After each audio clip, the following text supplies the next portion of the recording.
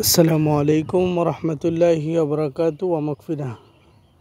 ঢাকা কাদরিয়া তৈয়বা আল কামিল মাদ্রাসা পড়ার সুবাদে বাড়িতে বেশি দিন আসা হয় নাই, কিন্তু বাড়িতে আসলে চেষ্টা করি সমুদ্রের পাড় কাঞ্চনপুর তিতাস নদীর পাড়ে ঘোরার জন্য।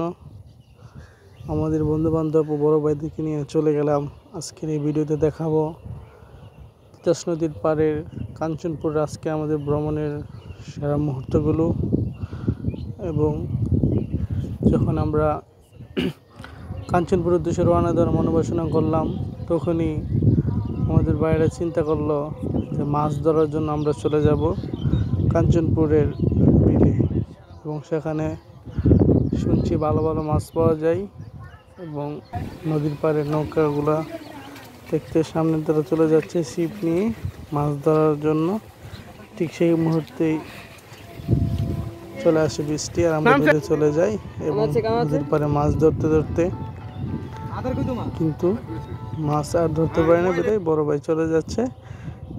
এবং সেই ওয়েদারগুলো দেখতেছি, নৌকাগুলা ইট পাথরের ভিড়ে থাকতে থাকতে যখন মন মানসিকতা আর টিকে না, তখন চলে আসি সেই নদীর পাড়ে দৃশ্য দেখার জন্য। নৌকা ভ্রমণ এবং মানুষগুলার জীবন পরিচিতি দেখলে অনেক ভালো লাগে।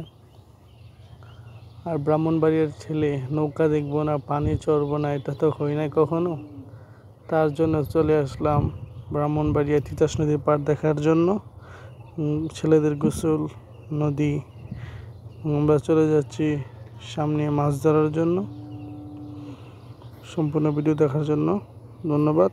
নৌকাগুলা চলে যাচ্ছে শাহ সৈয়দ, আর পানির দিনে আমাদের ছেলেগুলো চলে যায় শাহ সৈয়দ গেসদরাজ কালা শহীদ রহমতুল্লাহ আলাইহের মাজার জিয়ারতের উদ্দেশ্যে নৌকা নিয়ে চলে যায়। কিন্তু অনেক বাজে ছেলেরা খারাপ খারাপ গান বাজিয়ে নদীর পাড়ে মানুষের ঘুম নষ্ট করে। তারা করে আর নদীর পাড়ে মানুষটা যে কত সুন্দর শান্তি থাকে তারাই জানে। আর যদি সবচেয়ে সুন্দর মুহূর্ত দৃশ্য দেখতে চাও, তাহলে নদীর পাড় দেখতে হবে।